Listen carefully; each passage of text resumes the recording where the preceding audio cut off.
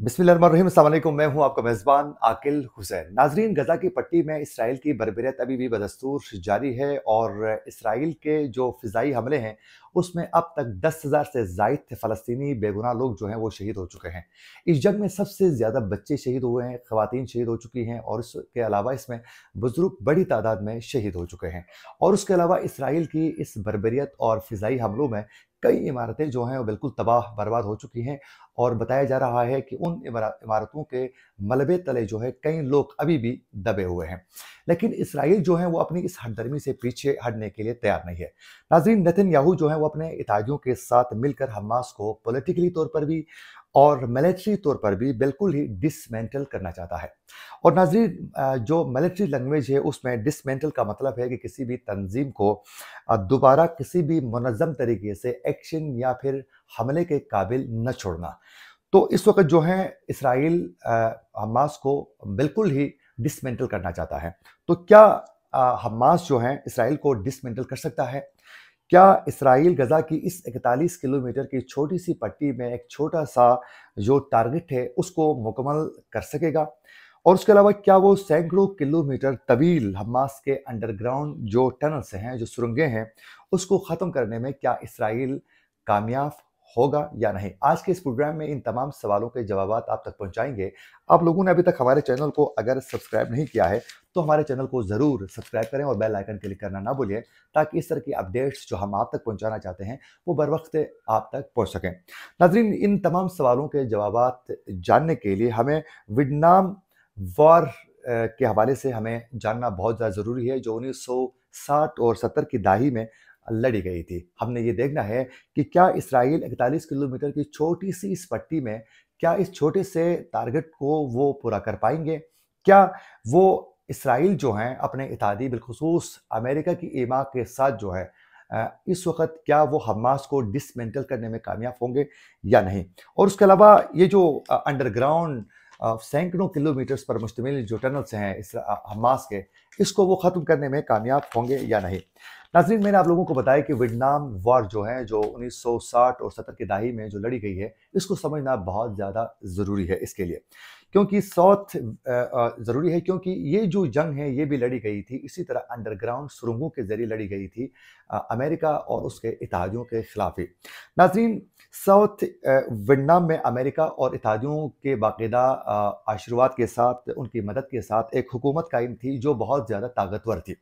जबकि दूसरे मुकाबले में जो नॉर्थ वियतनाम का जो एरिया था, जहाँ वहाँ जो हुकूमत थी, वो बहुत ज़्यादा कमज़ोर थी और इसका जो फ़ौजी लिहाज से भी, मिलिट्री एतबार से भी बहुत ज़्यादा कमज़ोर थी और एक कम्युनिस्ट हुकूमत थी, लेकिन उस तरीके से ये बहुत ज़्यादा मज़बूत भी नहीं थी। इस नॉर्थ वियतनाम में जो हुकूमत कायम थी, इसको चीन और रूस की हिमायत ज़रूर हासिल थी, लेकिन उस तरीके से हिमायत इनको नहीं मिलती थी या मदद नहीं मिलती थी, मिलिट्री एतबार से भी, पॉलिटिकली एतबार से भी, जिस तरह अमेरिका और इत्तेहादी जो हैं बाकायदा साउथ वियतनाम को जो मदद फराहम कर रहे थे।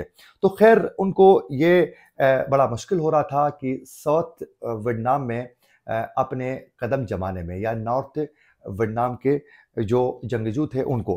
क्योंकि नॉर्थ वियतनाम वाले ये चाहते थे कि वो साउथ वियतनाम को मिलाकर एक मुल्क बनाना चाहते थे और उसमें अमेरिका की चुंगल से उसको बाहर निकालना चाहते थे।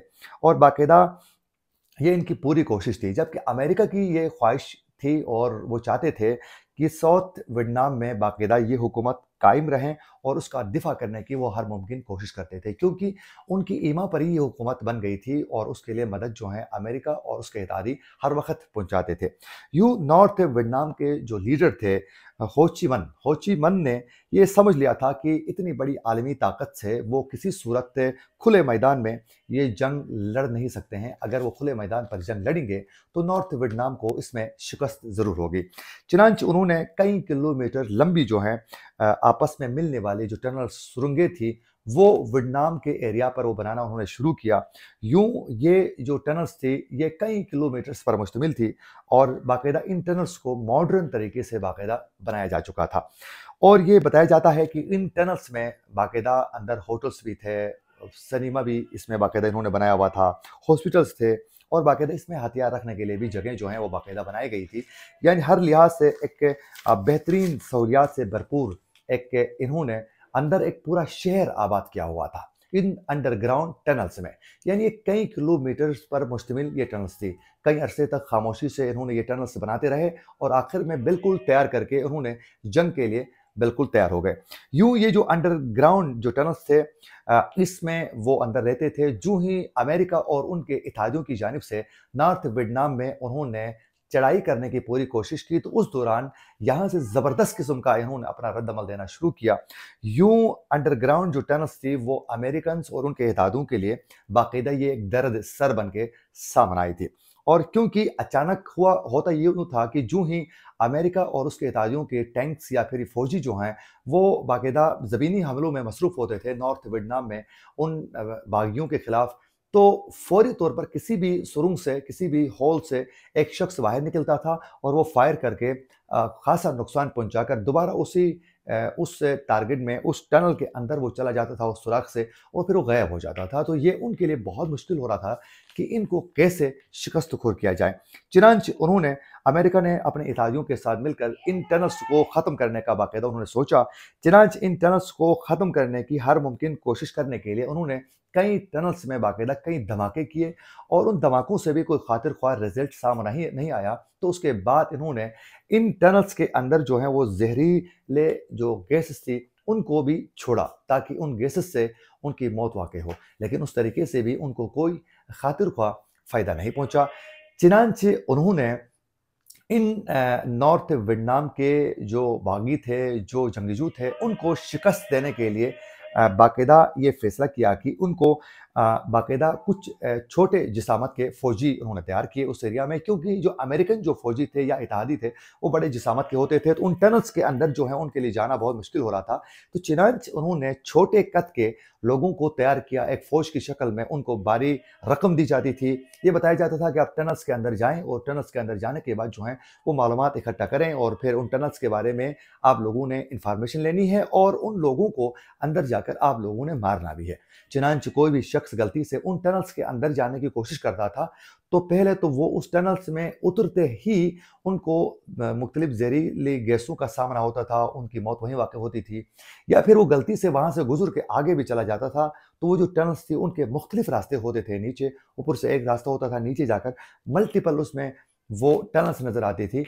तो उनको एग्ज़ैक्ट उस पॉइंट तक पहुँचना बहुत ज़्यादा मुश्किल होता था, यानी उन टनल्स में बेशुमार रास्ते होने की वजह से, क्योंकि वो टनल्स या तो किसी जाकर उसका आखिरी पॉइंट जो है वो किसी गाँव में निकलता था, या फिर तो उसका टारगेट जो है, लास्ट पॉइंट जो है वो दरिया के किनारे में निकलता था, या फिर किसी जंगल के किसी दरख्त के साथ ही वो टनल्स का लास्ट पॉइंट, वहाँ से वो एग्ज़िट का पॉइंट जो है वहाँ जाके निकलता था। तो यूँ उनके लिए उन टनल्स पे जाकर उन गुर्रिलों को शिकस्त देने में वो कामयाब नहीं हुए। तो यूँ अमेरिका और उनके इत्तेहादियों को यह अंदाज़ा हुआ कि इसमें उनके लिए खातिर ख्वाह कामयाबी नहीं मिल सकती है। यूँ इस जंग में वियतनाम में बाकायदा उन टनल्स की वजह से अमेरिका और उनके इत्तेहादियों को कोई खातिर ख्वाह जो है वो कामयाबी नहीं मिल सकी।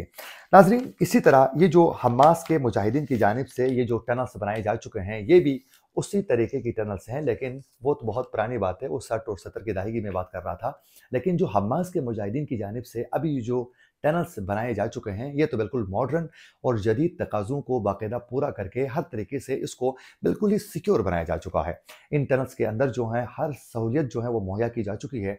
तो इन टनल्स जो अभी तो मॉडर्न भी बनाए जा चुके हैं, और वो वियतनाम की जंग में जो टनल्स बनाए जा चुके थे, उनसे कई किलोमीटर ज़्यादा ये तवील ये टनल्स का बताया जाता है। और दरअसल नाज़रीन, ये जो अंडरग्राउंड जो टनल्स जो बनाए जा चुके हैं, उसमें गज़ा के अंदर ये असल में इसराइल और इत्तेहादियों के लिए एक ट्रैप अगर कहा जाए तो मेरे ख़्याल में भेजा नहीं होगा, क्योंकि दरअसल ईरान और हमास और हिज़्बुल्लाह जो हैं वो ये चाहते थे कि वो इसराइल को खींचकर इस गज़ा की पट्टी के अंदर लाएँ, ताकि उनको इबरतनाक शिकस्त दिया जा सके और उनको निशान इबरत बनाकर पूरी दुनिया के सामने इनकी ताकत का पर्दा चाक किया जाए। इसीलिए वो अंदर लाना चाहते थे। हाँ, अलबत्ता जो फ़िज़ाई हमले हो रहे हैं उसमें इसराइल हमास के मुजाहिदीन को तो शिकस्त देने में वो कामयाब नहीं हुए हैं। अलबत्ता मासूम लोगों की जान लेकर हॉस्पिटल्स और फिर वहाँ जो हिजरत करके दूर जाने वाले लोगों को बमबारी करके, या फिर जो पनाह जो लेने वाली जगह हैं, स्कूल्स हैं, वहाँ बमबारी करके जो बेगुनाह मासूम बच्चों को तो शहीद करके इसराइल जो है अपना दिल जो है वो गुस्सा ठंडा ज़रूर कर सकते हैं, लेकिन हमास के मुजाहिदीन को मिलिट्री या फिर पॉलिटिकली तौर पर डिसमेंटल करना इनके लिए मुमकिन ही नहीं है। यूं ये बताया जा रहा है कि नॉर्थ वियतनाम जो गुरिल्लास की टनल्स थी वो 50 साल नाजरीन पुरानी थी, लेकिन जबकि गजा में अंदर जो टनल्स हैं वो तो जदीद टनल्स हैं। तो यूं इनकी औकात ही नहीं है इसराइल के फौजियों की कि वो उतर जाएं उन टनल्स में और फिर हमास के मुजाहिदीन को शिकस्त दे सकें। और नाजरीन उसके अलावा एक इशू ये भी है कि ये जंग जो है किसी और के खित्ते में लड़ी जाती है तो उसमें कामयाबी किसी सूरत मुमकिन नहीं है। जब आप किसी और के खित्ते में जाके जब जंग लड़ते हैं तो वहाँ आपको खातिर ख्वाह जीत है वो मुमकिन नहीं होती है। उसकी वजह यह है कि ग्राउंड रियलिटी से आप वाकिफ नहीं होते हैं। अगर आप अफगानिस्तान की अगर आप मिसाल ले लें तो अफगानिस्तान के अंदर जो है दुनिया की सुपर पावर जो है कई अरसा यहाँ रहने के बावजूद भी उस तरीके से आपने देखा कि कामयाबी नहीं मिली अमेरिका को जिस तरह उनको कामयाबी मिलनी चाहिए थी। हाँ, अलबत्ता उन्होंने अफगानिस्तान में तबाही मचाई, सब कुछ तबाह कर लिया, लोगों को माइग्रेट करने में मजबूर किया, जंग से उनकी इमारतों को तबाह किया, उनकी इकोनॉमी को नुकसान पहुंचाया। द एंड आखिर में अमेरिका को अफगानिस्तान छोड़ कर निकलना पड़ा और वो जो नहीं चाहते थे उनकी हुकूमत को भी उनको मानना पड़ा। आखिर में अफगान लोगों ने वहाँ तालिबान की हुकूमत बन गई, लेकिन अमेरिका कुछ नहीं कर सका। तो यूं किसी और की सरजमीन में जाकर जंग लड़ना बहुत मुश्किल होता है। अच्छा, ये जो टनल्स बनाई जा चुके हैं हमास के अंदर, ये सैकड़ों किलोमीटर जो हैं, ये टनल्स का बताया जा रहा है कि इतनी तवील है और उनके रास्ते जो हैं वो दरिया में भी निकलते हैं, किसी गांव में भी, किसी महल के अंदर भी, किसी और जगह में भी, यानी इनका एंड नहीं है। ये बताया जा रहा है कि इनके हमसाया जो ममालिक हैं गजा की पट्टी में, साथ ही जो ममालिक हैं, बताया जाता है कि टनल्स का जो एग्जिट है उन ममालिक में भी जाकर निकल जाता है। इतनी तवील टनल्स बनाई जा चुकी हैं।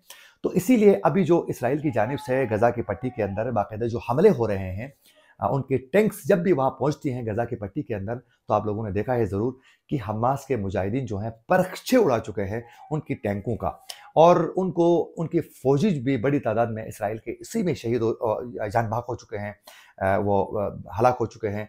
जो ज़मीनी हमले हो चुके हैं उसमें कई इसराइल के फौजी हलाक हो चुके हैं और उनको ख्वातिर खा कामयाबी नहीं मिल रही है। जो फुटेज सामने आ रही हैं उसमें आप देख सकते हैं कि आसानी से किसी भी टनल से चंद जो हमास के मुजाहिदीन बाहर निकलते हैं और निकलने के बाद जो हैं वो इसराइल की जो टैंक है उसमें वो बाकायदा कोई भी जो बारूदी मवाद है वो छोड़ देते हैं, कोई भी रॉकेट या कोई भी हथियार, और उसको बम उसमें नस्ब कर लेते हैं और वो तबाह बर्बाद करते हैं, या फिर रॉकेट लॉन्चर के जरिए जो है वो बाकायदा हिट कर लेते हैं और उसको तबाह बर्बाद कर लेते हैं। तो यूं इस वक्त ज़मीनी हमलों में इसराइल को बड़ी मुँह की खानी पड़ रही है।